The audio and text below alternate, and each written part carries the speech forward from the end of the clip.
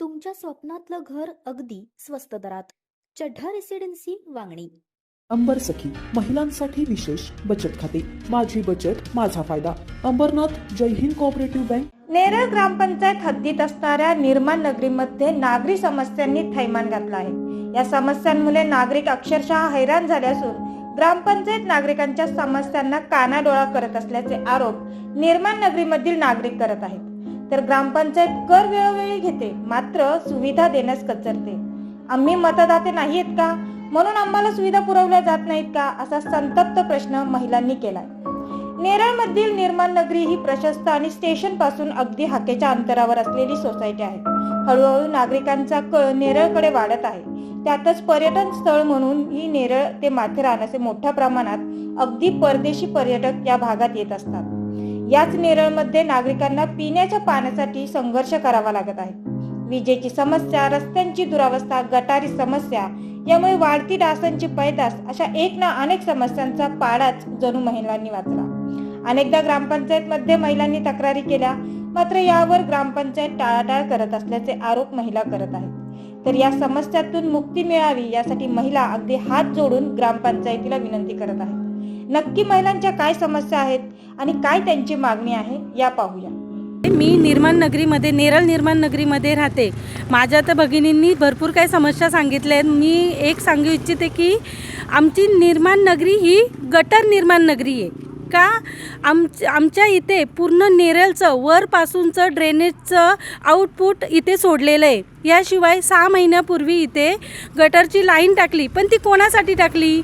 आमच्यासाठी टाकले का त्यांना पैसे घेण्यासाठी टाकले हेच कळलं नाही आम्हाला. कारण का पूर्ण ड्रेनेज ओपन आहेत, पाणी त्या ड्रेनेजच्या लाईनीमधून पास होत नाही. जे बांधलेलं बांधकाम आहे ना त्याच्यात पाणी तुंबलेलं राहिले आणि त्याची झाकणं आहेत ती ओपन आहेत. त्याच्यामुळे एवढे मच्छर होत आहेत ना, त्यांचा आम्हाला दुष्परिणाम होतो आहे. ते त्यांनी केलेलं बांधकाम आहे ना ते आमच्या सोयीसाठी नाही आहे, कारण आमच्या दूरसोयीसाठी आहे. कारण त्याचं पूर्ण 2-2, 3-3 महिन्याने आमची मुलं आजारी पडत आहेत. डॉक्टरांना 2-2, 3-3 हजार रुपये घालवा. मग त्यांना मला या ड्रेनेजच्या लाईन आहेत ना त्या तोडूनच टाका तुम्ही. त्या ठेवल्यात कशासाठी? कारण आम्हाला नुकसान करण्यासाठी. याशिवाय जे पाणी येतं आहे ना आम्हाला पंचायतीचं, ते पण पूर्ण गटारचं पाणी येतं आहे. आम्ही हंड्यामध्ये वगैरे पिण्यासाठी भरलं ना तर पिवळं पूर्ण हिरवं पिवळं पाणी. मग तुम्ही म्हणता आमच्याकडे हे फिल्टर हाऊस आहे, फिल्टरचं पाणी येतं आहे. याशिवाय चला एवढा मोठा फिल्टर नाही आपल्याला हे होते, तरी आम्ही आमच्या घरामध्ये फिल्टर बसवलेत, पण दर 3 महिन्यांनी आम्हाला त्यांची सर्व्हिसिंग करावी लागते. याशिवाय मग पैसे किती घालवायचे? पंचायतीचं आम्ही पाणी बिल भरतो दर महिना 12,000 रुपये. पुन्हा रोज आम्हाला 2-2 बाटले तरी घ्यावे लागतात पाण्याचे, कारण ते फिल्टर तर म्हणजे यूजमध्ये पण येत नाही. कारण सारख्या लाईट वगैरे जातात. पाण्याचा जो टायमिंग असतो त्या टायमिंगमध्ये लाईट गेली तर आम्ही फिल्टरचं पाणी घेऊ शकत नाही. मग उलट आम्हाला फिल्टरचे पैसे घालवा, पंचायतीचे पैसे पे करा, उलट बाटल्याचे पैसे पे करा. म्हणजे आम्हाला किती पाण्यासाठी आम्हाला एवढे पैसे, मग खाणार काय घरामध्ये? प्रत्येकाची कंडिशन अशी नाही आहे ना का सगळे पैशावाले नाही आहेत. पण मुलांसाठी, आपल्या स्वतःच्या ह्याच्यासाठी पाणी तर चांगलं पाहिजे ना. मेन खाण्यापेक्षा तर पाणी मेन गरजेचं आहे. तेच आम्हाला नीट भेटत नाही आहे. म्हणून आम्ही अशी सांगते की पंचायतीमध्ये मला म्हणजे सांगण्याची मी त्यांना आता विनंती करते. त्यांनावरती आम्ही अशी बोट उचलत नाही आहेत किंवा आम्ही वॉर्न करत नाही आहेत. आम्ही त्यांना विनंती, पाया पडून विनंती करतो की ज्या आमच्या भगिनींनी किंवा मी ज्या समस्या सांगितलेल्या आहेत त्या तुम्ही पूर्ण करा. नमस्कार, माझं नाव भाग्यश्री प्रथमेश तिके. मी नेरळ ईस्ट येथे आदित्य निर्माण सोसायटीमध्ये गेले 10 ते 12 वर्ष राहते. पाण्याचा प्रॉब्लेम हा म्हणजे जवळपास एक 7 ते 8 वर्ष झाले आहे. ॲप्रॉक्सिमेटली आपण जर कन्सिडर करताल तर फक्त जून जुलै म्हणजे जेव्हा पावसाळा असतो तेव्हा आपण पाणी असं मुबलक किंवा योग्य अशा रीतीने मिळतं. त्याच्यानंतर ऑक्टोबरनंतर ग्रामपंचायतीचा जो वॉटर सप्लाय आहे तो अगदीच म्हणजे खूप कमी याच्यात येतो. त्याच्यामुळे आता माझे मिस्टर स्वतः सोसायटीचे सेक्रेटरी आहेत गेले 6 वर्ष. तर आम्ही सोसायटी आणि आम्ही सगळ्यांनी मिळून इथे 2 बोरवेल आमच्या स्वतःच्या वापरासाठी चालू केलेल्या आहेत. म्हणजे ग्रामपंचायतीचा पाणी पुरवठा आमच्याकडे नाहीच आहे किंवा खूप अत्यल्प अशा वेगाने तो येतो. त्याच्यामुळे आम्ही जर हा प्रॉब्लेम घेऊन ग्रामपंचायतीत गेलो तर आम्हाला वारंवार सांगण्यात येतं की तुम्ही नवीन लाईन घ्या. पण नवीन लाईन घेऊनही बाकीच्या आजूबाजूच्या सोसायटींनी नवीन लाईन घेतलेली आहे. तरीसुद्धा त्यांनाही सेम प्रॉब्लेम अजूनही फेस करायला होतो. घरातली घरपट्टी, भाडेपट्टी, वॉटर इट इज, ग्रामपंचायतीचे जे टॅक्स आहेत ते आमचे पूर्ण क्लिअर आहेत, तरीसुद्धा आम्ही हा प्रॉब्लेम गेले 6 ते 7 वर्ष फेस करतो आहे. हे असं का? त्याच्या व्यतिरिक्त कचऱ्याचं जर तुम्ही बघताल तर माझ्या मागे ऑलरेडी कचरा जाळून ठेवलेला आहे. म्हणजे काय आहे, एकतर ते इथे ग्रामपंचायतीने आम्हाला कचरा पेटी किंवा कचराकुंडी आपण म्हणतो ती सोय अशी आधीपासूनच दिलेली नाही आहे. लोक पण इतके निष्काळजी आहेत की ते येता जाता पिशवीमध्ये कचरा भरतात आणि ते इकडे तिकडे फेकून देतात. भटके कुत्रे आहेत किंवा भटके बाकीचे जनावर म्हणताल तर घोडे पण आहेत. ते काय करणार, तो कचरा पूर्ण विखरून टाकणार आणि तो इकडे आजूबाजूच्या पूर्ण परिसरात आपला कचरा तो पूर्ण विसरायला जातो. त्याच्यामुळे आम्हाला हा प्रॉब्लेम फेस करायला लागतो. ग्रामपंचायतीने येऊन जर कचरा उचलला नाही तर काही लोक स्वतः येतात आणि तो कचरा जाळतात. आता हा जाळणं, आपण शाळेमध्ये, मी एक टीचर आहे, मी शिकवते की एअर पोल्युशन होतं कचरा जाळल्याने. तर माझी मुलगी स्वतः विचारते की बाबा जर तुमची एअर पोल्युशन होतं आहे तर तुम्ही कचरा का जाळता? आता या प्रश्नावर ग्रामपंचायतीने उत्तर द्यावं हेच माझी अपेक्षा आहे. याच्या व्यतिरिक्त इलेक्ट्रिसिटीबद्दल पण मला तक्रार आहे. आमच्याकडे वारंवार लाईट जाते आणि असं नाही ती 1-2 तास जाते किंवा काय, दर 10 मिनिटांनी 1 ते 2 सेकंद लाईट जाते. हे असं का? त्याच्यामुळे घरातली उपकरणं आमची सगळी बिघडतात. तर याचा जबाबदार कोण? म्हणजे आम्ही पूर्ण सगळे टॅक्सेस देऊन किंवा वॉटेवर यांच्या फॉर्मॅलिटीज कंप्लीट करून जर आम्हाला हा प्रॉब्लेम फेस करायला लागतो आहे तर एकच माझं म्हणणं आहे, आम्ही हे टॅक्सेस द्यावे की नाही द्यावे. आणि तुम्ही येऊन वारंवार इथे अनाऊन्समेंट करता ऑटोमधून. आत्ता पण माझ्या मागे अनाऊन्समेंट होत होती. ग्रामपंचायत करतं किंवा इलेक्ट्रिसिटी बोर्डातून लोक येऊन करतात की टॅक्सेस भरा. पण जे ऑलरेडी ज्यांनी भरलेले आहेत त्यांच्या बाबतीत तुमच्याकडे काही सोयीसुविधा आहेत का की बाबा तुम्ही भरले की आम्ही तुम्हाला सोयी देतो? असं तर अजिबात नाही आहे. मागे हा रस्ता बनायला जवळपास, आता तुम्ही बघू शकता इथे, हा रस्ता जवळपास 1 वर्षभर बनलेला आहे. 1 वर्षभर तो बनतो आहे आणि असंही नाही आहे की तो म्हणजे अजूनही कंप्लीट बनलेला आहे किंवा व्यवस्थित आहे जिथे आम्ही वापरू शकतो. हा रस्ता तब्बल 2दा पूर्ण नवीन बनवलेला आहे आणि गटार तर बांधलेलं आहे, पण त्या गटाराचा काही फायदा नाही आहे. तिथे नाले बनलेले आहेत किंवा पाणी साचून तिथून डास होण्याची समस्या निर्माण झालेली आहे. ही समस्या आधीपासून होती. ग्रामपंचायतीत आम्ही बऱ्याच वेळा सांगितलेलं आहे की बाबा आमच्याकडे डास होत आहेत, ते ॲटलिस्ट तुम्ही काहीतरी करा की जेणेकरून औषध फवारणी किंवा काय असतं ते तुमच्याकडे असेल. त्याचाही रिस्पॉन्स आम्हाला नाही. आम्ही आमच्या स्वखर्चानी सगळं करत आहे, सोसायटीच्या खर्चानी बाकी लोक कॉन्ट्रीब्यूट करून आम्ही सगळं करतो आहे. आणि याच्या व्यतिरिक्त परिसरातली जी साफसफाई आहे, तुम्ही बघताल तर इथे सगळीकडे हिरवळ किंवा दलदल साचलेली आहे. तर ही साफ करण्याची जबाबदारी कोणाची आहे नक्की? स्टेट गव्हर्नमेंटची आहे का लोकल सेल्फ गव्हर्नमेंटची आहे? हे आम्हाला अजूनही माहिती नाही. एकमेकांवर ब्लेम करण्याचे हे काम सगळं चालू असतं. ग्रामपंचायतीत जाऊन एकदाच जाऊन काम झालेलं आहे असं तर शक्य नाही. आता तुम्ही म्हणताल तर हा प्रॉब्लेम असा का आहे, तर याचं ग्रामपंचायतीने उत्तर द्यावं. कारण की हेच प्रॉब्लेम जर तुम्ही कंपेअर करताल तर स्टेशनच्या पलीकडच्या साईडला हे प्रॉब्लेम खूप कमी प्रमाणात तुम्हाला दिसतील. अक्षरशः लोक पाणी वापरतात सकाळचं, ते त्यांची पार्किंग धुण्यासाठी, गाड्या धुण्यासाठी किंवा ते पाणी असंच रस्त्यावर जात असतं. हे मी गेले 4 वर्ष ऑब्झर्व करते. मी सकाळी टीचर असल्यामुळे मी रोज सकाळी जाते, त्याच्यामुळे पाण्याच्या टायमाला मी तिथे असते. तर ह्या असा म्हणजे दुजाभाव का आमच्याकडे वोटर्स नाही आहेत किंवा काही, जरी आम्ही वोटर्स नाही आहेत तरी आम्ही तुमचे टॅक्स भरतो आहे. मग फक्त याच्यामुळेच तुम्ही हे करणार असाल तर मग काहीतरी आम्हाला वेगळं कन्सिडर करून टॅक्स भरणं आम्ही बंद केलं पाहिजे. हा याच्यावर उपाय होऊ शकतो का, हे उत्तर ग्रामपंचायती देणं गरजेचं आहे. पाणी साफसफाई आमची काय अशा जास्त एक्सपेक्टेशन्स नाही आहेत. आम्हाला फक्त पाणी पुरवठा जो ग्रामपंचायतीकडून देतो, स्वच्छ पाणी पुरवठा आम्हाला एक्सपेक्टेड आहे. इलेक्ट्रिसिटी बोर्डाकडून हे जे काही प्रॉब्लेम आहे त्यांचा तो सॉर्ट आऊट करावा एक्सपेक्टेड आहे.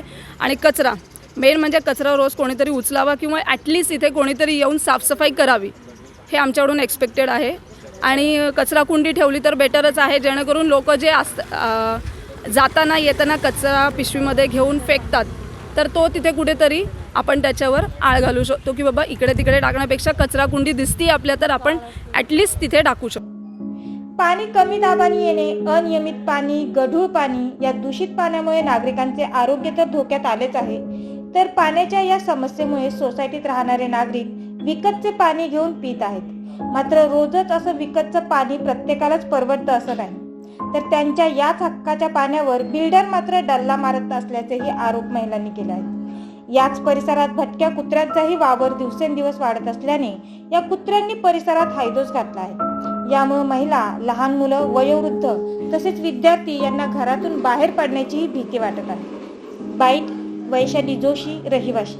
एकच समस्या नाही आहेत, अनेक समस्या या परिसरामध्ये आहेत नेरळमध्ये. आता आम्ही स्टेशनच्या जवळ राहतो आहे, तरी पण रस्ते अरुंद आहेत. चालताना देखील माणसांना त्रास होतो, गाड्या अंगावर येत आहेत. लहान मुलांना बाहेर पाठवताना अतिशय त्रास होतो आहे की मुलं सेफ येतील की नाही हा प्रॉब्लेम आहे. आणि त्यानंतर बाकीचे पण कचरा जो रस्त्याच्या दुतर्फा आहे तो कचरा उचलला जात नाही आहे. ग्रामपंचायतीकडून जे सहाय्य हवं आहे ज्या पद्धतीने ते सहाय्य देखील मिळत नाही आहे. अनेकदा कंप्लेंट करूनसुद्धा लक्ष घातलं जात नाही आहे. मे बी राजकीय हेतू असतील किंवा काय असेल, परंतु जर रहिवासी इथे राहत आहेत, नागरिकांची सुव्यवस्था बघणं हे प्रत्येक ग्रामपंचायतीचं कर्तव्य आहे. मग ते का केलं जात नाही? अनेक कंप्लेंट्स आहेत. त्यानंतर रोगराई वाढते आहे, मच्छरांचा त्रास आहे. हे ते जे नाले वाहतात ते नाले साफसफाई करताना जर त्या नाल्यातून कचरा निघाला तर तो तिथेच टाकला जातो काढून. पुन्हा तो कचरा नेण्यासाठी कोणी येत नाही. मग पुन्हा तिथे मच्छरांचा प्रादुर्भाव वाढतो आहे, रोगराई वाढते आहे. अगदी आमचं इथे हॉस्पिटल आहे पेडियाट्रिशियनचं डॉक्टर देशमुख म्हणून, त्यांच्या हॉस्पिटलच्या समोरसुद्धा प्रचंड प्रमाणात कचरा पडलेला आहे. त्याच ठिकाणी लहान मुलं येत आहेत, अर्भकं येत आहेत. अशा वेळेला तिथे जी काही जीवजंतू वाढत आहेत त्यांचा किती त्रास होत असेल. म्हणजे पूर्णपणे शारीरिक जर दृष्ट्या बघायला गेलं तर इथलं वातावरण स्वच्छ नाही. आपण इथलं माथेरानचं हे आहे इथे थंड हवेचं ठिकाण म्हणून पर्यटक येतात. मग पर्यटकांसाठी ज्या व्यवस्था करायला पाहिजेत त्यासुद्धा व्यवस्था इथे येत नाही. त्यांच्या कचऱ्याचं काय, ते लोक जे कचरा टाकतात तर तो कचरासुद्धा उचलला जात नाही आहे कुठूनही. अशा रीती त्यांच्या सुखसोयी बघितल्या जात नाही आहे. म्हणजे कुठेतरी पर्यटन व्यवस्थापन जे आहे ते सुद्धा लक्ष घालत नाही आहे. तर असा जो काही भाग आहे. त्यानंतर सगळ्यात मोठी समस्या इथे आहे ती पाण्याची आहे. संपूर्ण नेरळ एरियाला पाण्याची कायम समस्या असते. असं का?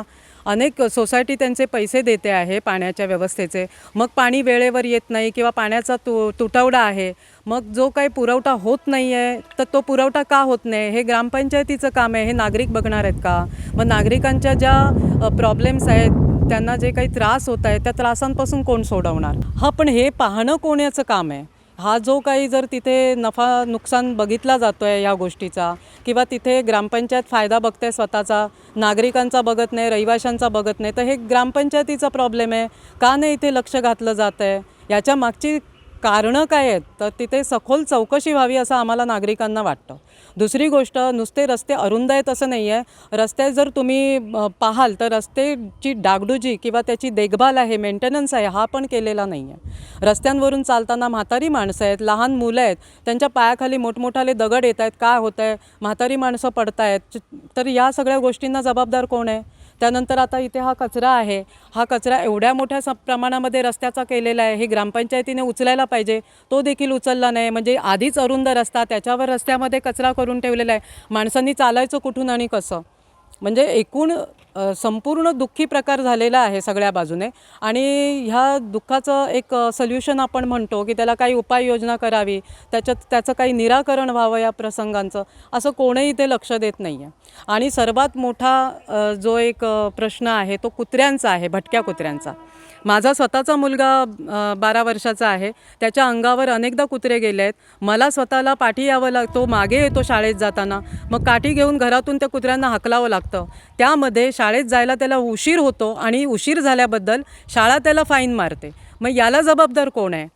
त्याची काही निर्गत लावायला हवी की नको आहे? सगळीच मागणी आहे की कुत्र्यांचा बंदोबस्त करावा, भटक्या कुत्र्यांचा. ते चावे घ्यायला ते अंगावर येतात. हातात अगदी भाजीपाल्याच्या जरी पिशव्या असल्या तरी त्यांना असं वाटतं की आम्हाला काहीतरी खायला आहे म्हणून त्या पिशव्यांवर झडप घालण्याऐवजी ते माणसांवर घालतात. माझ्या स्वतःवर 2 वेळा अटॅक झालेला आहे कुत्र्यांचा, पण मी बचावले की त्यांनी पिशवीवर झडप घातली, माझ्या अंगावर घातलेली नाही. पण मग मी वाट बघायची का अंगावर घालण्याची? आणि त्यानंतर मी कंप्लेंट करावी का पोलिसांकडे? मग हे जे सगळं काही शासनाचं काम आहे हे शासन का करत नाही आहे? हे शासनाने करावं अशी आमची नम्र विनंती आहे. इथून पुढे तरी करावं. वर्षानुवर्ष आम्ही या गोष्टीला फेस करतो आहे. अगदी स्टेशनकडे जाताना सुद्धा कुत्री अटॅक करत आहेत. त्या ठिकाणी जाताना पिशव्या बघितल्या की कुत्रे येतात, त्यामध्ये वासाला वगैरे कुत्रे येतात. मग आम्ही काही सामान आणायचं नाही का बाजारातून? मग करायचं काय? असे सगळे प्रश्न आहेत इथे. माझं नाव वेदरा योगेश जोशी. मी VY कोठारी इंग्लिश मीडियम स्कूलमध्ये शिकतो. ती शाळा खांड्यात आहे. धन्वंतरी हॉस्पिटल त्याच्या बाजूलाच माझी शाळा आहे. माझी समस्या ही आहे की इथून सकाळी बाहेर पडताना गल्लीतले भटके कुत्रे माझ्या अंगावर झडप घालतात. भरपूरदा असं झालं आहे की माझ्या बॅगमुळे मी वाचलो आहे. ते कुत्रे मी सावकाश जातो, मी त्यांच्या वाटेलासुद्धा जात नाही. त्यांची पिल्ले घाबरतात किंवा ते घाबरतात तर अख्खी टीम माझ्यावर हल्ला करते. इकडचे काही कुत्रे आहेत या गल्लीतले, व समोर कचरा पेटी आहे. कचरा पेटीत ते कुत्रे असतात, सकाळी जाताना धोका असतो इकडून. व चला इथून कसा करून मी निघालो तर तिथे अक्षर बिल्डिंगकडे जिथे शिशु केअर मेडिकल आहे, जिथे लहान मुलं येतात, त्या डॉक्टरांच्या समोर भटक्या कुत्र्यांची एक टीम आहे. माझी प्रशासनाला विनंती आहे की त्या कुत्र्यांना तिथून काढावे, कारण की सकाळी तिथून जाताना ते कुत्रे माझ्यावर झडप घालतात. कोणता जर मुलगा रात्री तिकडून येत असेल तर हे किती धोकादायक हे तुम्हीच सांगा. तिथून तो येताना जर त्याच्यावर कोणी झडप घात, त्याचा जबाबदार कोण असेल हे तुम्ही सांगा आता मला. व रात्री कधी इथून सामान घ्यायला मी जातो, माझी आई आजारी असते व तिचे मेडिसिन्स आणायला जातो, हे इकडचे भटके कुत्रे आमच्या अंगावरती झडप घालतात. व माझे काही मित्र आहेत जे माझ्यासोबत खेळतात, ते मला सांगतात की वेदराज तुझ्याकडचे भटक्या कुत्र्यांमुळे आम्ही तुझ्याकडे खेळायला येत नाही. इथे कोणीच खेळायला येत नाही माझ्यासोबत, इथे कोणीच येत नाही. सुबह मैं और मेरे 3 बच्चे इधर रहते हैं आदित्य निर्माण सेविंग में। तो मेरा प्रश्न ये है कि अभी हम इधर इनकम टैक्स भरते हैं ग्राम पंचायत में। ग्राम पंचायत का काम है इधर आके देखना कि हमें क्या प्रॉब्लम है। मेरे बच्चे क्लास जाते हैं, कॉलेज जाते हैं, ये साइड से आते, मुझे उधर से फ़ोन करते, स्टेशन पे आने के बाद फ़ोन करते, मम्मी आओ इधर नीचे मुझे लेके जाओ। मैं 7 बजे 8 बजे काम छोड़ के उधर जाती लेती हूँ, क्योंकि इधर इतने कुत्ते 2 बार 3 बार उसके पैर पे आया इधर से, फिर वो उधर से आना ही छोड़ दिया, वो साइड से आता है। तो हम लोग भी इतनी परेशान हैं और बच्चों के अंदर इतना डर हो गया है कि अभी क्या करें, अभी ये काटेंगे हमें, मम्मी यहाँ से यहाँ रहो या यहाँ से कोई दूसरी जगह देखो। तो मेरा ये ग्राम पंचायत से पूछना है कि अभी हम यहाँ पे रूम लिए, हमारा फ्लैट है, हम इसका भरते हैं यहाँ पे मेंटेनेंस, तो उनका काम है आके देखना हमारे, अगर कोई प्रॉब्लम है जिसका सोल्यूशन निकालो, आप आके देखो कि लोग क्यों परेशान हैं। और पानी का तो बहुत बड़ा इशू है, हम लोग 5 साल से पानी का हमारे यहाँ इशू है। 5 साल से हम यहाँ बोरिंग का पानी पी रहे हैं। हम हमारे यहाँ बच्चों को, मेरे हाथ और पैर पे खाज है कितना, मैं उनका दवाई कर रही हूँ उनके। 2 साल से मेरे लड़के का मेडिसिन चालू है। बोरिंग का पानी है, हम लोग विवश है पीने के लिए, हमारे पास कोई उपाय नहीं। 4 बार 5 बार हम ग्राम पंचायत के पास जा चुके, हाथ जोड़ चुके, पैर जोड़ चुके, हमारी बातें सुनो, कुछ तो करो। आप अपना टाइम निकाल के, बिजी शेड्यूल से निकाल के जाते हैं, हमें भी काम रहता है, हम भी बाहर काम जॉब करते, घर में करते हमारे बच्चे, लेकिन बच्चों की सेफ्टी के लिए हमें जाना पड़ता है बाहर कि चलो किसी फ़िल्टर का पानी। अभी आप बताओ, इतनी महंगाई में पानी का बॉटल कौन खरीदेगा? जिसकी जॉइंट फैमिली है, पूरी फैमिली रहती है, पानी बॉटल खरीद के हम पीते हैं। नहा तो सकते नहीं ना, सिर्फ पी सकते हैं ना, नहा तो सकते नहीं। फिर अभी ये पानी का तो बहुत बड़ा इशू है। ग्राम पंचायत इतना करना चाहिए ना। कितना है अपना नेरल, कितनी फैमिली, इतनी बड़ी तो नहीं, आप ग्राम पंचायत को पानी नहीं दे सकते और हमारा टैक्स बरोबर भरते हैं हम। अभी हमारी मांग है, हमें एक हमारा पानी का सोल्यूशन हो। और जो कुत्ते हमारे इधर, हमारे कुत्ते कम से कम 7-8 साल हो गए, कुत्ते से हम परेशान, ये रास्ते नहीं जा सकते, ये रास्ते अभी उधर रास्ते जाए। मेरे बच्चे कॉल करते हैं, मुझे स्टेशन जाके लाना पड़ता है उनको। कोई भी बड़े बच्चे, ये कृष्णा इधर से जाता ही नहीं, वो छोड़ ही दिया है तब से, नहीं मम्मी कुत्ते है, वो बचपन से उसको इतना डर लगता है, बड़ा हो गया तभी भी। तो मेरी यही है विनती कि आप पानी का सोल्यूशन, कुत्तों का सोल्यूशन करो, बच्चे परेशान हैं। हाँ, रास्ते का सोल्यूशन करो। रास्ता आप देखो कैसे, 2 बार तो मैं इधर गिरी हूँ, हमारे कभी कोई मेरी तबीयत ठीक नहीं रहती, लेकिन इधर से मुझे जाना है, मेरा रास्ता इधर, मैं जाती इधर से। हाँ, तो इधर 2 बार मैं गिरूँ, मेरा पैर मोच आया। अभी 2 मेरी लड़की उस दिन मुझे लेके गई है, मैं उधर दवाई लेके आई, मेरे पैर में मोच। और कचरा का भी है, कचरा का आप देखो, इधर कचरा का कोई वो नहीं, उधर कचरा पड़ा है, इधर पड़ा है, कहीं पड़ा है। इतने मच्छर कितने होते हैं कचरे की वजह से, गंदगी। अभी बारिश का सीज़न आने वाला है, यही है हमारे यहाँ, मतलब साफ़ सफाई नहीं, कोई ध्यान देने वाला नहीं। तो प्लीज़ आप ऐसा मत करिए, हमारी विनती है हम सब की तरफ से कि हाँ, आके एक बार ध्यान दीजिए, क्या है क्या नहीं है। छोटी से छोटी बात है, बहुत बड़ा इशू नहीं है, आप एक बार ध्यान देंगे तो सब कुछ हो सकता है। शीतल मोरेसह Abhay Sharma, metro news, Neral.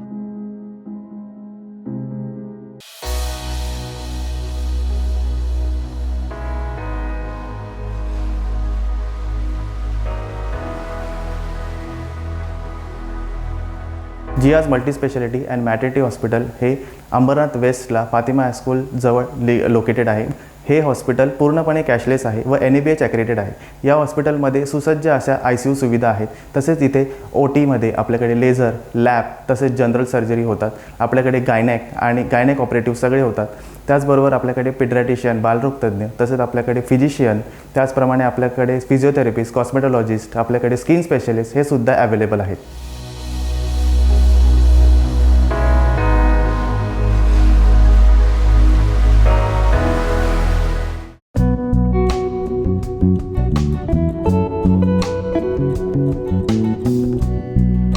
मॅक्सलाइफ hospital जे उल्हासनगरमध्ये केंद्रित आहे। हे बेसिकली उल्हासनगर, अंबरनाथ, बदलापूर आणि त्याच्या बियॉन्डचे जे एरियाज आहे याच्यासाठी एक टर्शरी रेफरल सेंटर करून काम करत आहे। एकमेव हॉस्पिटल आहे जिकडे आपला एकच रूफमध्ये CT scan, cath lab machine, dialysis machine, echography plus sonography हे सर्व सुविधा अवेलेबल असतं. प्लस एक न्यूरो इंटरव्हेन्शन टीम आहे under doctor Vivek Agarwal sir, जे आपल्याकडे इमर्जन्सी केसेसमध्ये हेड इंजुरी केसेस झाले किंवा स्पाइन इंजुरी केसेस झाले त्यामध्ये इमर्जन्सीमध्ये ऑपरेट आपल्याला करता येतात, ज्यामुळे पेशंटचा जीव आपल्याला वाचवता येतं.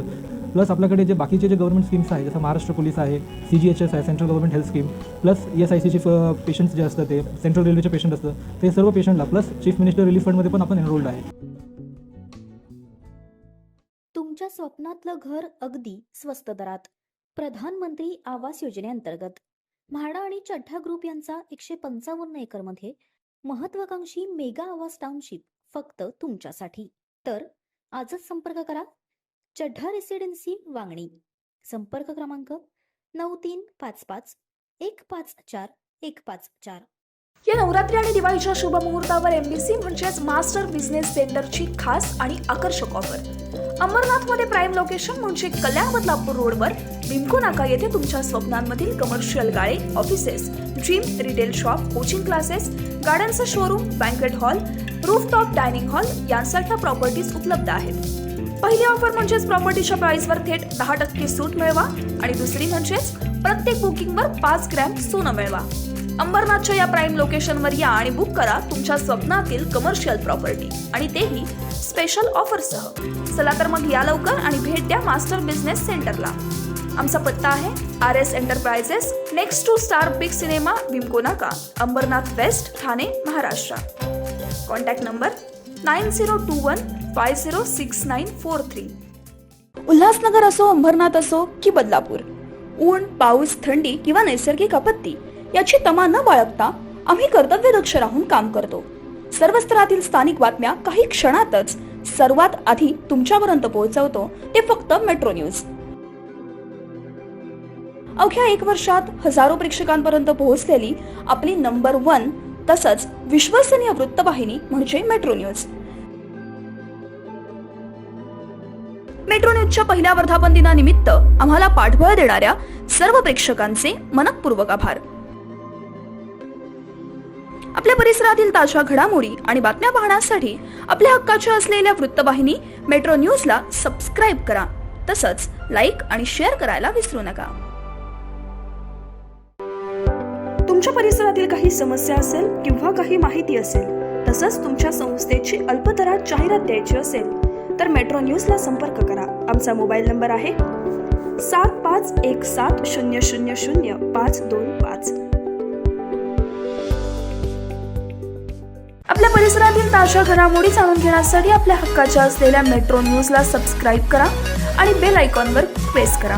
तसंच व्हिडिओ आवडल्यास नक्की शेअर आणि लाईक करा. धन्यवाद.